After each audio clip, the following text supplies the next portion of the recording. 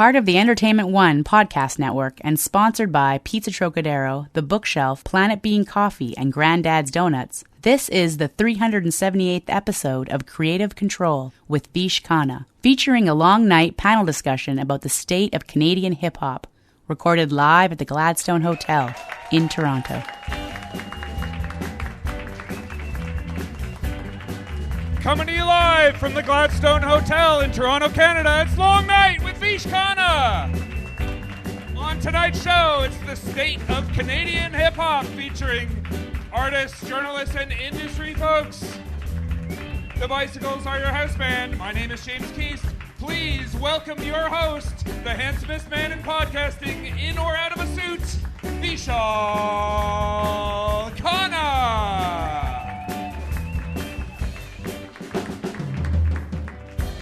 Thank you very much, everyone. Thank you.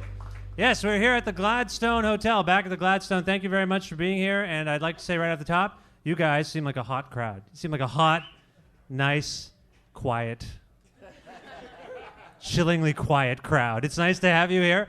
And yes, as James mentioned, we're going to be discussing the history and state of Canadian hip-hop culture and Toronto as well. And we have some wonderful people on stage. And without further ado, I'm going to ask each of them now to introduce themselves, talk a little bit about how they first engaged with hip-hop culture and sort of what they do now. And because he's my sidekick and your announcer, I'm going to start with James Keast. James Keast, what's going on, buddy? Thank you. Thank you for having me.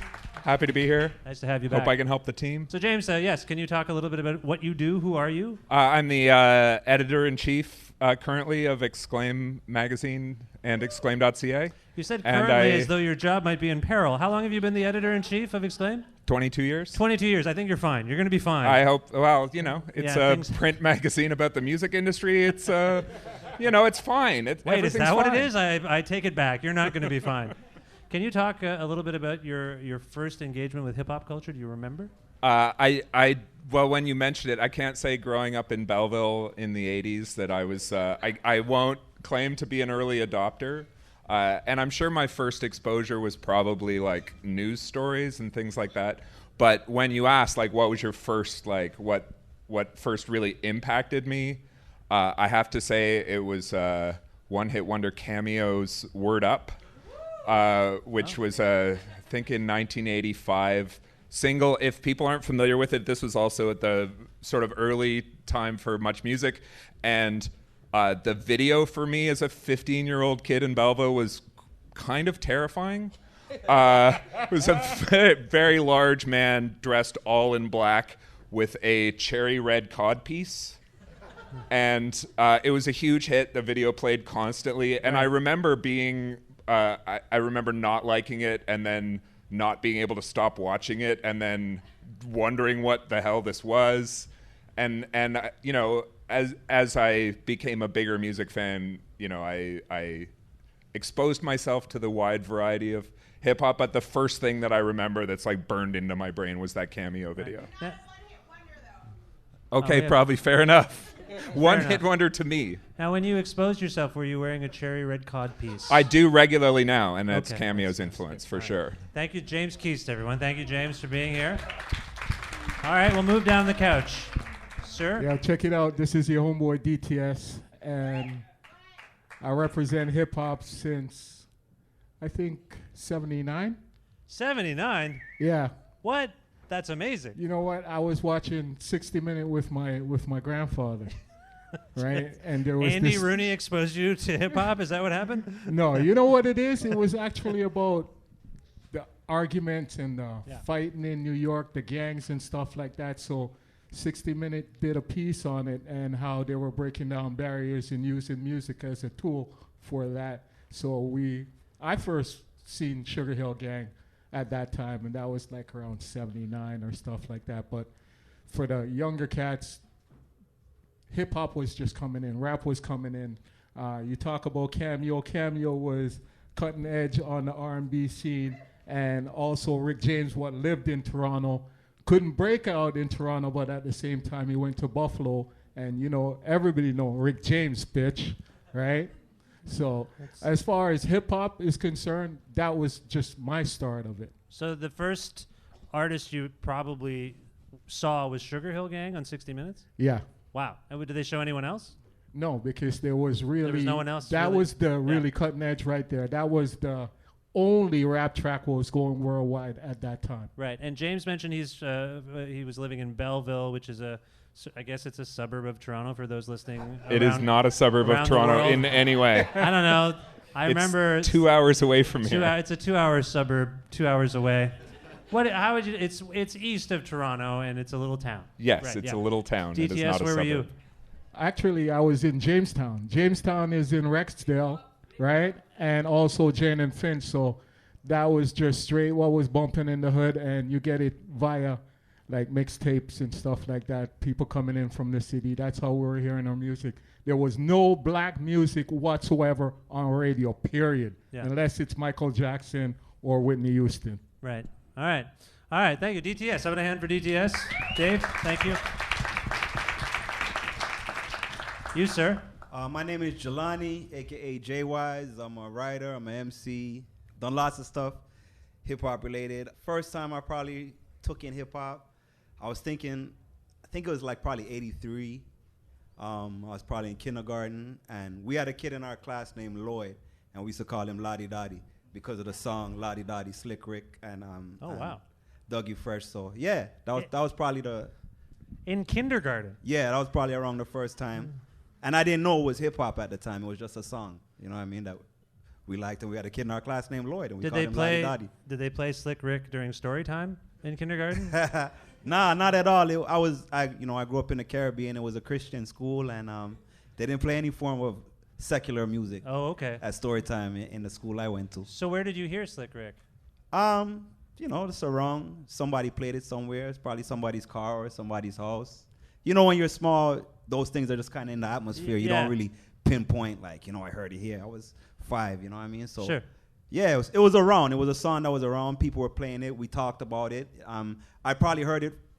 The funny thing is, I probably heard people rap it to me before I actually heard the record. Right. You know what I mean? So, yeah. Kind of oral, like people just rapped. I do it all the time now. Like you just rap songs and. Yeah, you had that line, Lottie Dottie, yeah. We love to party. That was the line. So I probably knew that line before I knew the whole song. And, when you're a kid, when somebody knows something and it's cool, then you act like you know it too. So you kind of flow with it. There's some music critics on here. We're used to doing that. We do that all the time. Oh, wow. Yeah. Now, you say you're an MC and a writer. What kind of writing do you do? All kind of writing, but I wrote a novel called Where Eagles Crawl and Men Fly, since you brought it up. Feel free to plug whatever you like. Yeah. I'm doing it, homie. Yeah, and I'm aware of what's going on. Yeah. It's sci-fi kind of fantasy fiction novel. Okay. And yeah. And was the writing of the novel an extension of anything you'd rapped about, or just a totally separate interest? Some of it, yeah. I mean, in the process of writing a novel, it's such a long piece, that so much of your life gets wrapped up in it, Yeah. So, and all art is an extension of what you do. So, yeah. Writing, rhyming, drawing a picture, it all is an extension of your life. And how long are you in Toronto now? Yeah. I've been in Toronto since 1989. 1989. That's great. Yeah. Welcome, I guess. Yeah. I don't even live here. Okay. Thank you very much, Jwyze. How about a hand for Jwyze there? We move on to the other couch. Can we start with you? Go ahead. My name is Tia Gordon. I work at Factor. I'm the outreach assistant / office coordinator. You got someone in the clerical pool cheering you on there. Thank you. Yeah, are there Factor people in the house? Yes, Factor. Shout out. Yeah, Factor's in the house. My first introduction to hip hop, I didn't start exploring hip hop on my own until I was in 8th grade. But growing up, which is 2008. 2008. Was Precisely, it really? Yes. Was it actually? Yes. I was just guessing. Really? Yes. Okay. Wow. Yeah. 2008. I guess wow. I'm a baby or whatever. It's fine.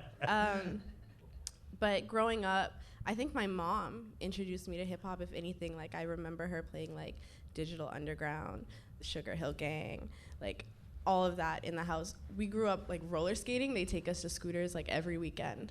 And that's what we would do, and that's how I learned about music. I Oh, think. because they play music while you're doing the roller Yeah. skating. Right. And then eventually my mom like harassed one of the DJs, like, burn me all your mixes.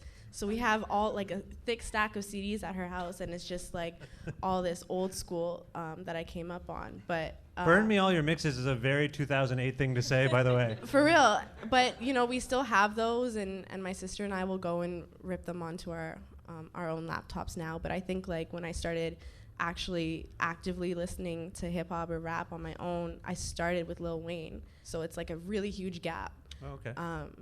Between all the music, yeah. Okay. That's great. That's amazing. I didn't really talk about myself in this exercise, and I realized I skipped me because I just think this is interesting. We were hearing about like 60 Minutes and people just rapping in the street, and like for me it was TV, it was much music, and seeing and hearing the Beastie Boys when in like the '83, which is 15 years before you were in grade 8, and then I also did a rap in school. I remember today. I won a poetry contest by writing a rap about the wind in grade 6. Do you remember it, and can you share it with us now? Do you want to hear it? This is a lot of pressure. If there's wind, please bring the cloud with it. Okay. All right, I'll try to do it. If I screw it up, I haven't done this since grade 6. No pressure. Okay, it's based on a true story. All right, This let's is very get it. embarrassing already. Do we need a beat? Yes, if I can have a... No, it just screwed me up. I didn't have a beat in grade 6. So all the other kids went up and they said their poems, Yeah, but this is a re-release, so... Give me a beat. I'll take it. No, forget it. I'll just do it. It'll screw it up because I don't know if I can even do this. All right, it's about... Okay, ready? Here we go. You got it. A couple of years ago when I was 4, I had an uplifting experience with a door. It was really windy this night of nights, 50-mile-per-hour wind that's out of sight. My dad had to go to the mall in his car. I said, Dad, it's so windy. Must you go this far?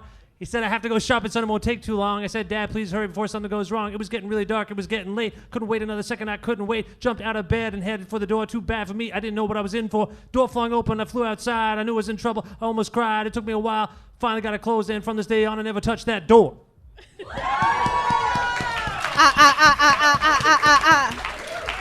Not. I feel like you were actually like super ready for that. I was not. I was not. I forgot to practice. I knew I was going to say it, but I forgot to practice it. I fucked it up. You heard it. I fucked it up. But thank you. Thank you very much. Grade 6 poetry contest, Manchester Public School. I won. My teacher was so excited he submitted to a magazine, and I didn't win. I didn't win the magazine. Didn't have the same power. But anyway, yeah, so much music and, some radio, but not much. Did you listen to music on you would have had radio. You would have had hip hop on the radio in 2008. I had Flow 93.5 when they were playing rap music, yes. Yes, right. And that like introduced me to like Lupe or like old Drake music. Old Drake. Yeah, old Drake music. Old man Drake. Old Drake music. Yeah. But also between like my birth and 8th grade, I was mostly a rap song waiting to happen right there, I think. Yeah. I was mostly listening to pop music. Like Hillary Duff was my idol. Oh, wow. You know what I mean? So done know Lizzie McGuire. So like the transition, like I feel like I'm still in this like weird transitioning period where I'm still learning. Yeah. But cool. Like hip hop is everything. All right, Tia. How about a hand for Tia? Thank you, Tia.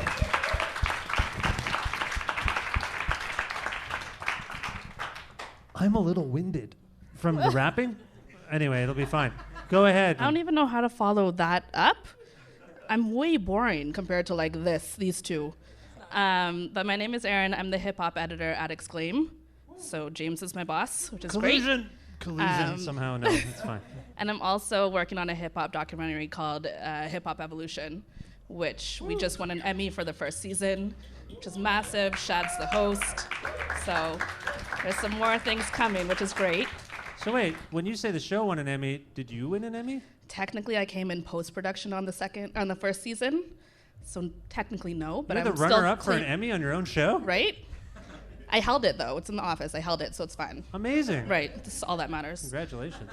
My first introductions with hip-hop, my parents immigrated from South Africa, so hip-hop wasn't really a thing to them. So it was more like Whitney and, Mariah and all the R&B people first. I think the first time I really realized it existed was by way of TLC through Left Eye, which, Left Eye doesn't get enough credit for what she really did back in those days. Now, what was it that she really did, though? Can you elaborate upon that for people who don't remember Left Eye? She was the fire. She was everything. She did everything. She did everything. She was with the one rapper eye. with. It's pretty amazing. She definitely had both eyes. She had both eyes? She definitely I thought it was left she just eye, had both the, eyes. just the little patch. Oh, it was just a patch? Oh, okay, sorry. I can't remember everything. I'm old. It's Please. fine. Yes. That's Betty Wap.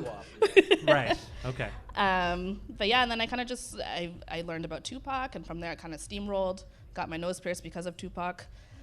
Many years later, and then in university, when I was like studying and doing whatever with my degrees, most of my thesis papers were based in hip hop, which means I was always on the 5th floor of York University, which has a massive hip hop section. I don't know if they still do. I'd hope they would. But I kind of backtracked to like the 70s and the 60s and what influenced it, from James Brown to like, how everything started and the politics. And that's kind of how I got versed in everything. Nice. I did a thesis, an undergrad thesis on the pervasiveness of hip hop culture in the year 2000, I think, and it was part of the English program. What program were your hip hop theses in? It was a mix between the communications line and a fine arts cultural studies. It's fascinating, isn't it? Like, not quite. No one knew what to do with the hip hop thesis. They had no idea what to do. They were like, "What is this?" Like, everybody else is writing about like fine art. What are you doing? I'm like, "This is art." Right, it is, and I think that at the time, when my argument was that it was so pervasive that, I was in a language program, but I thought hip hop. I think we can all admit we talk like hip hop, right? I mean, I've said this before, but it ends up infiltrating how we speak in very subtle ways. We just start talking like hip hop. We don't even know it. A little slang here and there. And I don't think that's, am I wrong? Has that stopped? No, I think we, especially in Toronto, we have our own little dialect, specifically from the West Indies, though. Yes. That's kind of cratered into all of our hip hop everywhere. Right. So. Well, anyway, Erin, it was nice meeting you, and that's our time. No, I'm just kidding. How about a hand for Erin?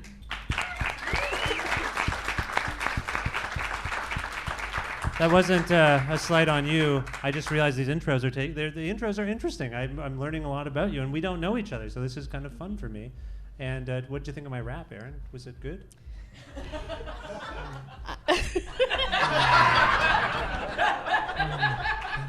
Tia just grabbed the mic away. I think that was deserved. Okay, let's move on to the end of the couch, last but not least. What's up, yo? I'm Just John. I'm a rapper and music and art curator. And I guess my first introduction, I'm a rapper and music art curator at Blank Canvas Gallery, so I just want to shout out Blank Canvas one time. I guess my first introduction to hip-hop was probably like watching much music and seeing specifically Tribe Called Quest, specifically the Five Dogs Buggin' Out little snippet. As soon as I watched that blew my mind, and from there I just started just kind of digging, whether it was Wu-Tang, Big Al, and so on and so forth. So yeah. That's amazing. I had the same experience. Do you feel like, is there a gap because of much music not being the force that it once was? Because it used to be a thing where all of us of my generation, we were all watching much. They'd play the same videos over and over again. Really, do you miss that? Like, was that obviously that was a source of information for you?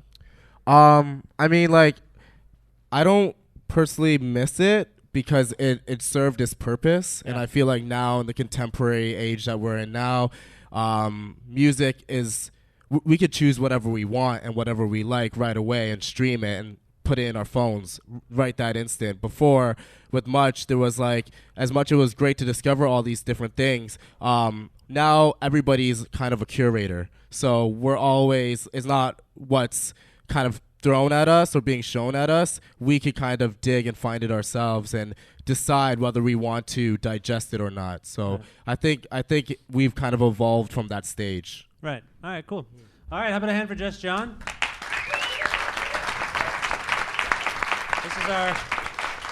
This is our amazing panel. I want to go to DTS for a second because that's good. You have been immersed in hip hop the longest, it sounds like, of anyone here. You've heard a few people talk about how they first engage with the culture. Do you have a sense? I mean, how do you relate to that? How do you relate to how we're all engaging with hip hop culture now compared to the way you initially did? I think it's just really evolution of technology, and also I came up at a time where you were just not a DJ. You had to be a sound man. So to be a part of hip hop, you had to be a part of a crew.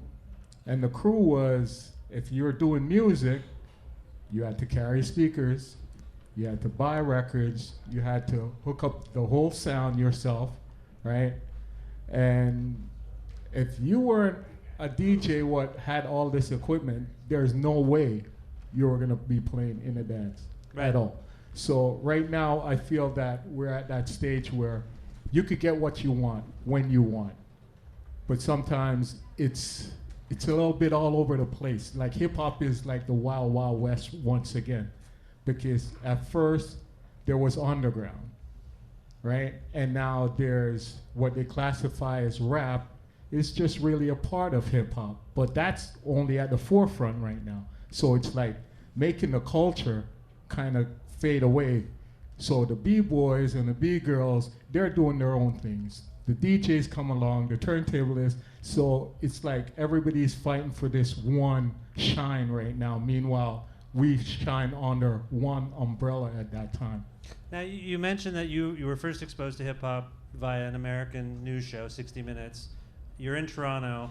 When do you start to see that culture start to expand into where you're living? It was always there. It was just not hip-hop. It was reggae. It was a different, but you see it as an extension of reggae? Well, hip-hop comes from reggae. Yeah. Right? The whole culture and the whole sound system aspect of it. Speaking on the mic, they call it toasting. That was just talking up before the actual lyrics of the song came in. Right. When they did it in New York, they just extended it. Kool Herc brought the same thing. We brought our sound system outdoors, and they just extended the beat, and somebody had a story to tell, and it just kept on going. So it's always been around. It's just that it's not at the forefront.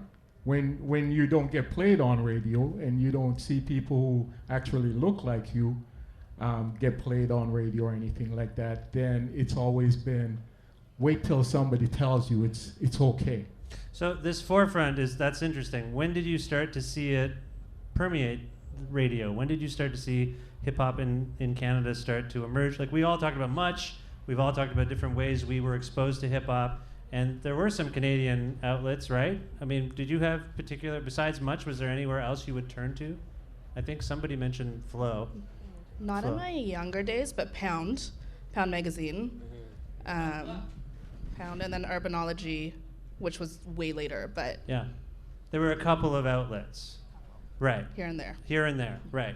And so I'm just curious because I feel like as far as it goes, there's always been mixtapes and there always been sound crews, and then when sound crews went ghost, then it was really the underground radio station. So CKLN, Ron Nelson, The Fantastic Voyage, what really started the hip-hop movement in Toronto as far as radio is concerned, that was the only place you could actually go and hear music what you never heard before, ever. On the radio. On the radio. Right. Like KRS-One, The Bridge Is Over got played in Toronto before it got played in New York. And it got played on Ron Nelson's show. Right? So as far as Toronto is concerned, we always been on the cutting edge. You had to come to Toronto to actually get your reputation going. Like you did the New York, you did the Boston, but it's not until you came to Toronto you were international. Okay, well that's a striking point, and it actually makes me think it might be worthwhile talking to each of you, much the same way we did the introduction, to actually talk about your memory or your sense of engaging with hip hop in Toronto. Because for a long time, I know that I don't live in Toronto, I live outside of Toronto. Venues can be an issue, finding a place where you can stage shows, figuring out a way to get people to come to shows. As much, it could be anyone. You could have the biggest name, and it just for some reason in a smaller market it's hard. So why don't we go around and talk about our engagement with hip hop music in Toronto and when you started to see it change. And James, I want to go to you next because you've been covering hip hop for a long time via Exclaim. Can you talk about, in some ways, the evolution of coverage of this genre in terms of when you started the magazine and where you're at now? I mean, as the magazine started in '92 and was really a very Toronto-centric zine in the first 2 or 3 years, but and that was before I was at the magazine. But even then, there were early features on the Toronto hip hop scene in the first and second year of Exclaim, and so it's certainly it's something that we've continued to cover, since. But the thing that strikes me, and the thing that so Exclaim just celebrated our 25th anniversary last year. I spent a good chunk of the year writing and researching kind of historical pieces about the arc of the magazine. And one of the things that struck me throughout the history of the magazine was that almost all of our Canadian hip-hop stories were about artistic potential and industry struggle. Oh. It's the common theme that runs throughout, where lack of radio support, lack of industry support, lack of label support, and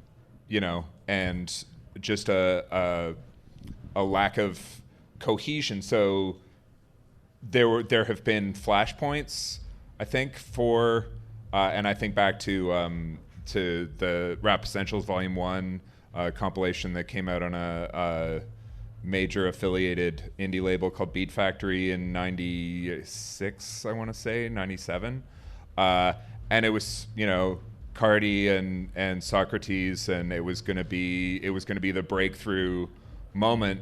Northern Touch happens a little bit after that, and it's going to be this is the brush fire that's going to start the whole thing. And then like a big moment. And then it fails for the exact same reason that it's failed on the shores of a lack of interest in this country, often by the purse string people.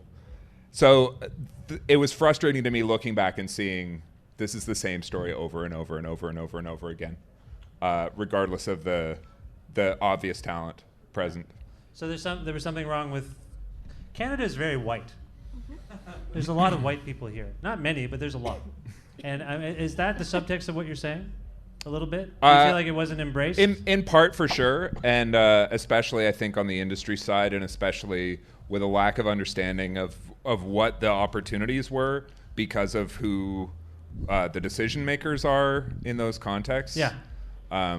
Yeah, absolutely. Okay. And so there would occasionally be a figure or two who would emerge and swim upstream and fight the good fight as best they could. Yeah. And I sort of liken it to being a basketball fan in this country, where it's the biggest growing sport in the world. It's one of the most popular sports in the world, and you go to any bar outside of Toronto and ask if there's a Raptors game on, and you will get crickets and glares from hockey fans. Or they'll be just showing cricket. Or also potentially. It's just one of those things where it's foundationally an uphill battle in this country against the assumed cultural bedrock that we're building from. I want to follow up on that with some of the people who can on the panel, but first, because you mentioned artistic struggle and infrastructure struggle, Jwyze and Just John, I want to actually ask you about your perspectives on this. As artists making hip-hop in this country, do you feel like you have a disadvantage compared to other artists? I think I know the answer to this, but I wonder, Just John, what's been your experience trying to establish yourself as a hip-hop artist in Canada and Toronto? I'm just starting to get my feet into the door, you know what I mean? And I feel like also there is more of an infrastructure set up in Toronto than there was maybe 2-3 years ago, just because there have been a lot of trailblazers that have opened the doors for us, whether it be Drake or whatever you may see, artists who are. But now we're seeing in this age, we're seeing things that are starting to it's kind of exciting where the culture is going. Whether you see, pioneers like Sean Leon doing it totally DIY, or you see a duos starting to come together, or groups even coming together in hip hop, where we never really seen a lot of that in Toronto hip hop culture for a while now. So I think that's super, super exciting. But in terms of the infrastructure, I think there needs to be more money put into supporting hip-hop artists and rappers especially, just because now hip-hop is literally the most popular genre. It could be compared to pop now. So I think with that being said, there needs to be more of a economical background support in that to continue to push the culture, because the talent's here and it's always been here. Nice. Jwyze, do you want to talk about your own experiences? Well, it's a wide range, right? Because, it's been a lot of years. So I've seen things change. One thing you have to remember with Toronto in terms of like record labels, okay, is that Canada doesn't really have record labels, and Canada doesn't have record labels for hip hop. So what you have here is satellites. So, you have Universal Canada. You have Virgin Canada. You have all of these satellite companies. So their job is really to sell the product that they're getting from other places, right? So if I want to pick an artist, let's say a Cardi B project, right? That's what their job is, to sell. So if you are an artist here and you're doing your thing and you're trying to connect to a label, it's a weird proposition, because they're not really looking for you per se. Their job is to sell product that comes from other places. It's not to find you. So from the label perspective, that hasn't really changed much over the years. What's changed is how much you need a label. Sure, that's right. Yeah. Because now we're in the independent age where you can do more without a label for yourself, right, to make a name for yourself. But as far as like Toronto artists, hip hop wise, flooding the market, not really that much has changed. Yeah. There's Drake, right? But as far as Toronto hip hop, there's not really that much going out there. Toronto R&B, Canadian R&B has always sold around the world and always sold well. That's never been an issue of selling Canadian R&B. Right. We've had big worldwide Canadian R&B stars to the point where you forget that they're Canadian. So as far as Canadian hip hop, I don't really see personally a huge change. There's been some change. The OVO movement is a big movement and it's strong and they can really push people through the gate. But how many people can one label really be responsible for pushing through as far as the culture, as far as the scene, right? Because we're talking about hip hop, but really what we're talking about is rap. That's what we've been up here talking about for the most part. Not the hip hop culture, but rap. Yeah. And how we've interacted with rap music. So if you want to talk about rap music and selling Canadian or Toronto-based rap music, not that much has changed. You're making a distinction between rap and hip hop because of rap's pop aspect? Is that what you mean? I'm making this distinction. It's like making a distinction between an arm and a person. Right. Right? Rap is a part of hip hop. Right. Rap is not hip hop. So right. I have to make the distinction because Rap is a part of hip hop, but b-boying is a part of hip hop. We're not talking about dancing. Okay. DJing is a part of hip hop. Graffiti, we're not talking about artists and graph writers. We're talking about rap. That's true. So if we're talking about how rap music from Toronto is sold, not really that much has changed. Does anyone else want to speak to the Drake effect, so to speak, like the OVO effect, in terms of what Jwyze is saying? Because I know like Toronto's experienced a few different musical explosions where scenes come up, whether it's an indie rock scene or a punk scene, and gains worldwide attention. Do you think the talent pool in Toronto has actually been enhanced by what's going on with OVO and Drake? Erin? I don't think the talent pool has been enhanced because, as John said, it's always been there. I think the light has shined on Toronto a lot more because of Drake.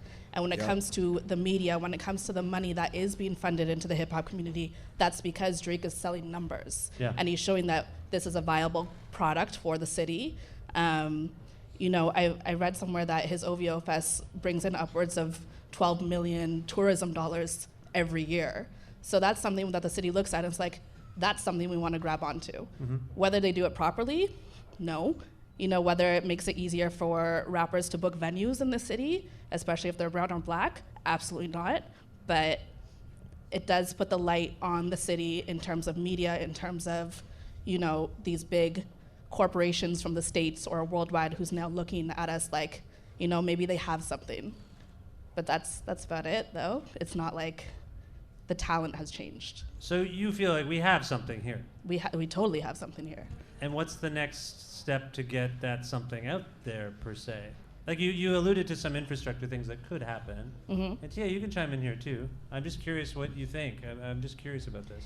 I mean, we're in a position where, say, you know, if I want to book a show, I've worked with Manifesto, the you know, music festival for many years, and there came a point where we were trying to book somebody who was from, he was from, completely forget where he was from, but we tried to book his show and they asked us to do a criminal background check for him. So, you know, when you have things like that still happening, it's not making things easier. But we have a tendency in our country to wait till other countries embrace our people. And did that happen with Drake? I can't remember anymore. Sure did. It did, right? 100% did. He was all doing the time. It happens all the time. Is that getting any better? No. You know what? Actually, I disagree with that. Yeah. Because it's not getting better in terms of like the mainstream culture, but in terms of the young bucks, they listen to Toronto hip hop. Right. When you go around to all the young cats, they listen to the cats from their area. They listen to the cats from their turf. And so you got all of these young cats in hoods across Toronto that have followings in their hood. There's not too many of them that are getting, like, I mean, Presser right now I think is the main one who's getting a lot of love in different hoods, but even that's very political and you know what I mean? There's a lot of you know, street politics behind that and who people like and who they don't like where. Yeah. But the young cats, in a way that I hadn't seen before, young Toronto, who are into hip hop, who are active participants of hip hop culture, and what I mean by that is they go to all the jams, they go to the open mics, you know what I mean? They're participating. They're not just sitting at their computer listening. Yeah. They're actually out and active in the community, out doing things. All of those cats have always listened to Toronto hip hop. But youth in general, Toronto youth, have always turned up their nose at Canadian hip hop. And now I don't see that the way it was before. I see the young cats, they're listening, they love their own music. They really do. Tia, you're young. Facts. Does that reflect your experience and what you were seeing out there? I agree to an extent. I think that if we're gonna just speak about Toronto, and that's probably where I'm most comfortable talking about it, I say we as like a culture, as like a family, as like the same people who pull up to the shows all the time, the people who are gonna buy the merch, the people who you can like DM like, hey, can you retweet this for me? Like, we support the music that comes out of here for sure. And that's like a fan aspect and people who just care. When I'm looking at the Canadian music industry on like a broad like scope, we're lazy. You know what? I'm not gonna say we, I'm not lazy. Everyone else is lazy as hell. And I say that lazy how? because it's like when you suggest something to someone, it's like, hey, why aren't you guys programming rap acts? Or why aren't you guys playing this rapper on the radio? Or why aren't you putting this rapper or this artist, period, in a venue? And it's just like, oh, like, like you don't get an answer. You never get an answer. And the thing that we need to remember here is like hip hop is like, it's black culture. And we all know black culture sells. And when black culture starts infiltrating a white space and it makes it like, it makes it seem like we're pushing the old heads out or the executives out or whatever, everyone gets scared. And by everyone, I mean like the people in those spaces, and they link arms and then they just block shit out. And like, to watch that happen, I've seen it, especially in the last year. I've like watched that happen, and it's so terrifying because it's like, when are you ever gonna let just someone just have a space? Like, everybody wants this respect, and everybody wants to be praised, and everybody wants to be looked up to, or whatever the case may be. But it's like, what are you doing for any of us to look up to you and like praise you and say thank you? You're shutting everybody out of this space that's really for everyone. And the bottom line is, rap music, hip hop is, like everyone else here has echoed, it sells. So I don't understand why you're going to shut something out that is gonna, make your space, your company, your organization bigger and better. There's so many labels right now that are tanking, and why are they tanking? Because you're offering that rapper half of what he's worth to put him on stage in Toronto, in Vancouver, in Montreal. You might give him a couple Europe dates, and then you're gonna shelf him. Like, even if I look at Flow and what it used to be when I was growing up versus what it is now, yeah, they're reprogramming, but we're rinsing the shit out of Post Malone. I don't want to hear that song anymore. You know who I want to hear on the radio? I want to hear Sean Leon. I want to hear Jazz Cartier. I'm so happy 88 Glam is on the radio, but would they be on the radio if not for Nav and like EXO and all that stuff? Like, why aren't you just paying attention to the artists that are like actually popping here, and you know who they are? You're just not going to put them on because they're going to flip the table for you, and you're actually going to have to work. It's very well put. Very well put. Okay, let's hold our thoughts. We have to take a quick commercial break, and when we come back, and we're running out of time. This flew by, so we're going to take a break, and then we'll come back with a little bit more from our panel. Thanks for being here. Don't go anywhere. Thank you very much for being here at Long Night.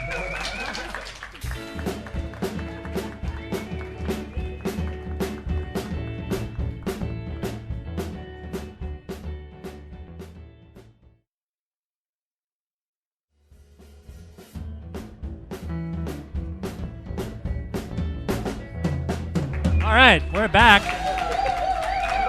We're back on Long Night. We don't have a lot of time left. I want to thank you all again for being here on the show. I thought it might be just to end this thing is for each of us to talk about what they'd like to see change in this country, maybe in this city specifically. A few people have mentioned a few things they'd like to see improve, and I'd like to hear from everyone on the panel. Kind of open call. Like, does anyone want to talk about at least one thing that they think that they'd like to see improve for hip-hop in Toronto? Go ahead, just John. I think what I like to see improve in hip-hop in Toronto is that the city and the systems in place that can push the culture just stop being so hesitant and really be the trendsetters that this culture deserves. Because they're in Toronto, the Toronto artists are literally the influencers and the tastemakers of the global network in the industry. Like, literally, we have the sauce, we have the sauce, we have the sauce. And in every aspect, from whether it's the where the money is going or the venue spaces, there needs to be more of a acknowledgement and understanding and trust in hip-hop culture. We are being shelved and we are starving, and we are being deterred from opportunities because of systems put in place that were set out 40 years ago that are out of date and out of shape. Policies that whether it's noise regulations, like noise complaints, or spaces, or people not booking certain acts because they're hip-hop artists.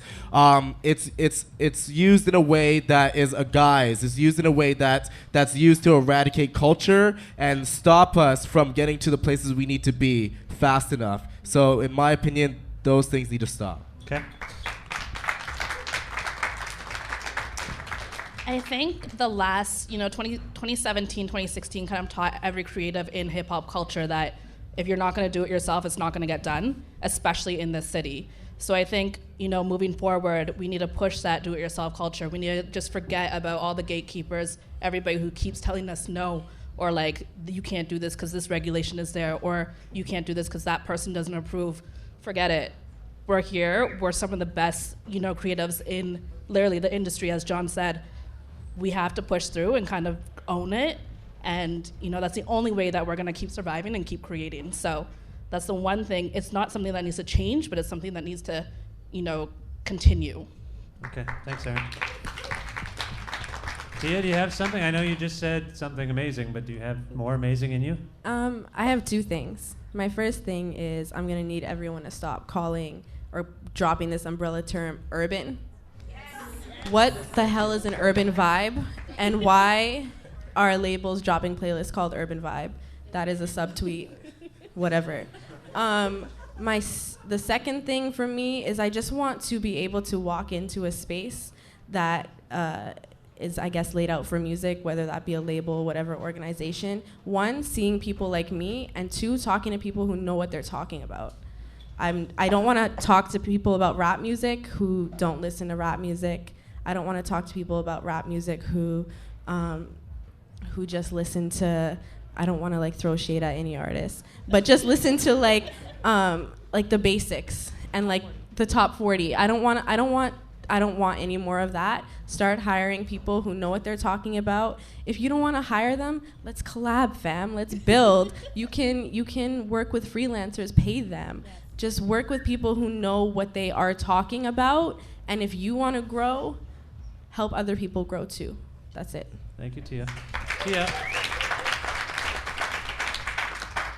I feel like the two things you've said tonight, the most recent, the thing before the break and just now, I feel like you're talking to someone specific, but we don't know who it is exactly. It feels like a conversation. Do you see the giant chip on my shoulder? I do, but it does feel like you're directing it at some nebulous entity, but at the same time I can almost see the person. It's so vivid to me. Are you talking about someone or some specific entity that you're frustrated I'm with? talking about the labels. I'm talking about the organizations. My boss is in the audience. I don't want to get fired. I'm talking about organizations that fund artists. I'm talking about venue spaces. I'm talking about, people who will say things like, we need to work together.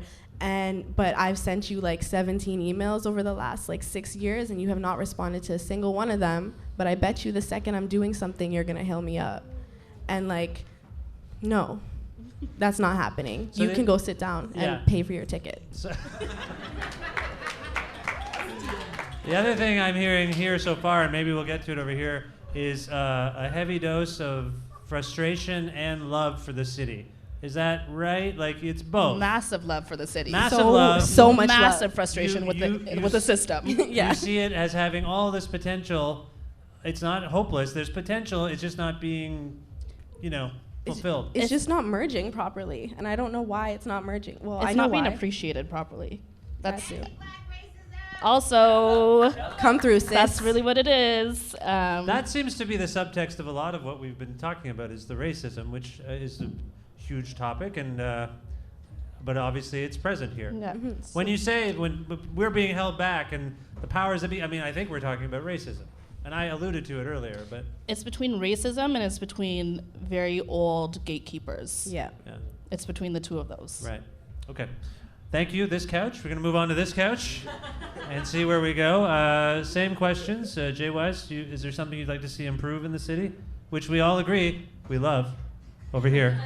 Yeah, I guess I got a kind of pie in the sky one and a more realistic one. So my pie in the sky one is kind of that people will accept that the country could learn to accept the black people that come with the black culture. And when I say that, I mean instead of trying to squeeze the people into a format that is easily recognizable, just let the format be what it is.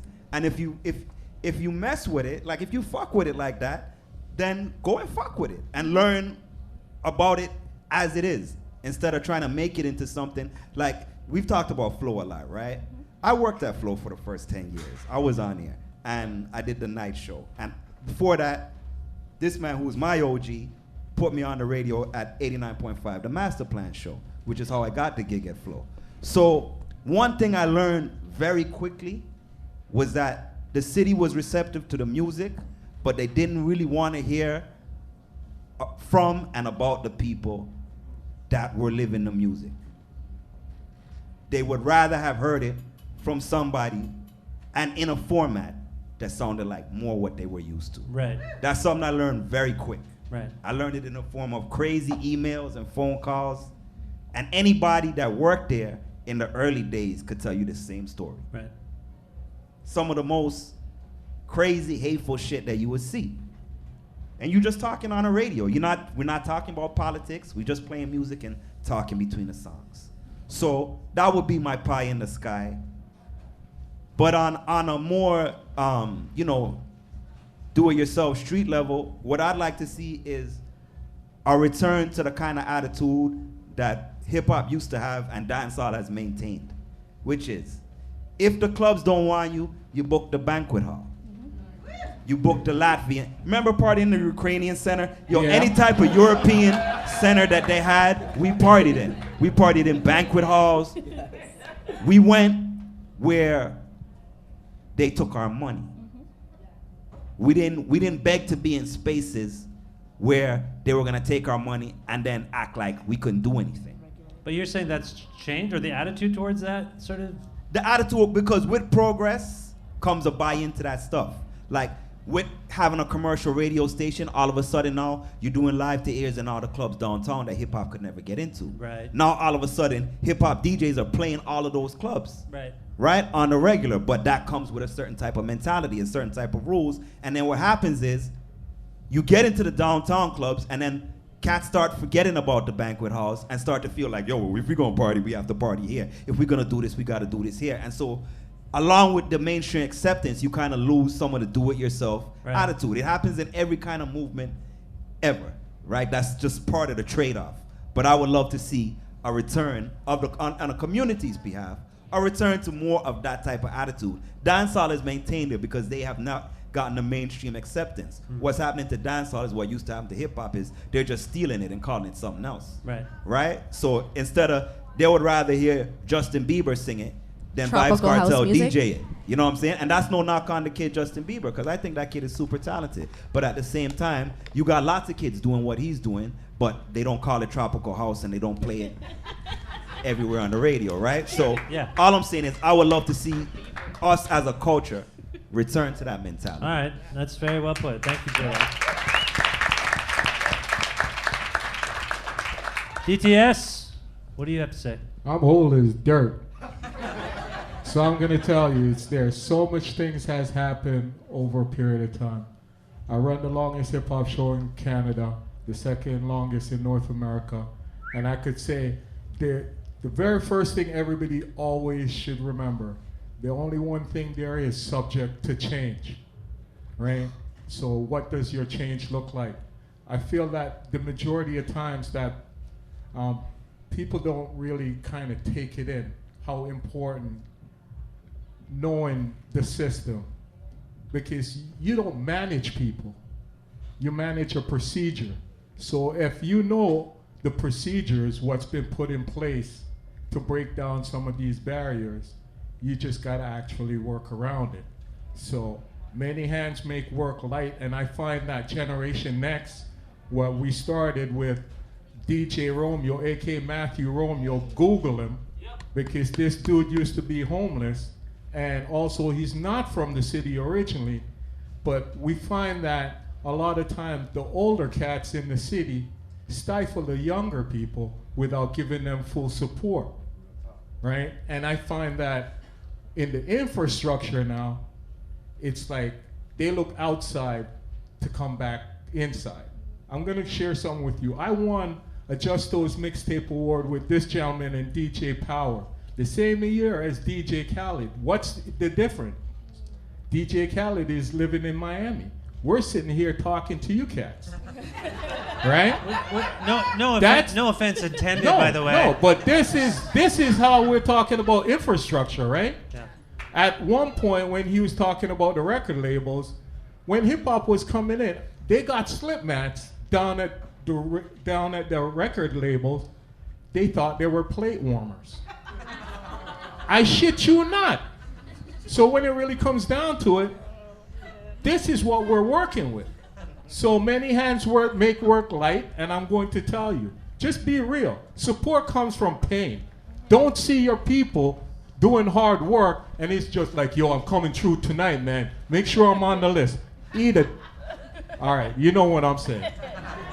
Yeah, understood. Plain and simple, support comes from actually supporting somebody, knowing what they're doing and actually willing to put money behind it by saying, I'm going to be there, I'm going to be present, and I'm going to go in my pocket.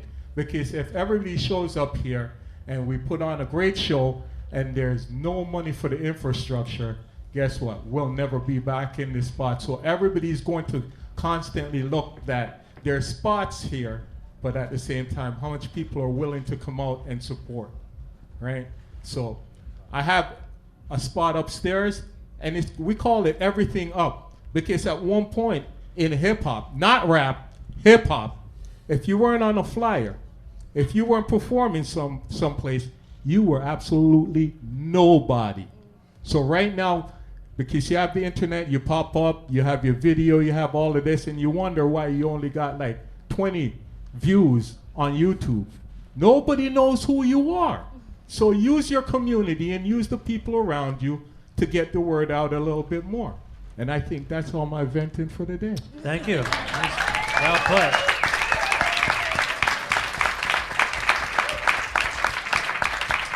Can you plug your radio show just so people can hear it? We're on 89.5 CIUT from Saturday from 8 to 10, the longest and the strongest. New Breed MC, DTS. We got Kappa Mezu and Phil the Thrill. And just so you know, this radio station has been going because you know what? It's for the community, by the community, all the time, not sometimes. And guess what? Not all the time we sound good. But the one thing we always make sure we're consistent and we're putting in the love because we don't get paid for this at all. So when we're saying hit the donate button, it's really about getting some good signals, or sometimes I go down, I bring my own mixer. So you guys don't really know what we're doing in the city to make sure you guys hear hip hop constantly. And when I say hip hop, hey, if you could just pop it and then tomorrow it's gone, it's not worth nothing. It takes a long time to dig for good music. And just because they're putting it right in front of your face and say, click on it, that doesn't make it good. All the glitter and all the shine, that doesn't mean nothing until you actually hear real MCs in a spot like this spit and you feel their soul. All right. Thank you, DTS. James, same Fish. question. The only thing I wanted to ask you, and maybe I could have asked Erin as well, if you can also somehow talk about any advice you have for emerging hip-hop artists in terms of, press coverage, things like that. I'm just curious if you have, just because you've been doing this so long, you've been getting lots of, people are often pitching you stuff. I just wonder how to break through. I want to put that rap song I did earlier on the tape, and I want it reviewed and exclaimed, this is for me. I'm going to defer to Erin on this question. Only if you play it on 45. Okay, I can do that. There you go. Because I'm so involved with the community, I'm very hands-on with everything, and I'm at every showcase. I kind of get a feel of who's coming up, but I'm always open to pitches as long as it's like not in a zip file format. It's like an actual streaming thing with a good press release and all that stuff. But my email's on the website, or it's erin@exclaim.ca, and I'm always open to listening to new stuff. I'm not always, very quick with my responses, but I do check every email. So okay. That's that. Thank you. No, thanks. Yeah. I just thought, Canada's music magazine, I figured we might as well mention that. But James, do you have any hopes and wishes and dreams for hip-hop? I do, but I think listen to the people on this panel, listen to the people in your neighborhood, listen to the people that the people you like listen to. Like, in terms of it's hard to capture new fandom as an older person sometimes, and it's hard to remember that what you used to do was you found the first thing that you ever found that you loved, and then you went, okay, I'm going to try to find everything out I can about this one thing, and then you went, oh, this person likes this thing, I'm going to check that out. This person likes that thing, I'm going to check that out. And I think you can always do the same with music, and especially new music. As you get older, it's harder to bring new things into your brain. but it's never been Or you easier. gravitate towards new things that sound like the old things you liked when you were a kid. Yes, but it's not hard. It's never been easier to find new music and find curators who are talking about the stuff that you love, and they'll bring you on to other stuff that you will also probably love. All right. Well, I appreciate that. How about a hand for this panel? That's our show. We're out of time. I'd like to thank the Gladstone, the Long Winter crew, all of you for being here. If you'd like to listen to my show, it's called Creative Control. It's a podcast. It's on all the podcast platforms. I'd like to thank all my sponsors. Thank you very much. Stick around for more Long Winter. Good night, everyone. Good night. Woohoo! Bicycles. You want real hip hop? Come upstairs. The hip hop room, yo. Everything up. Big up Toronto Hip Hop Cultural Center in the building.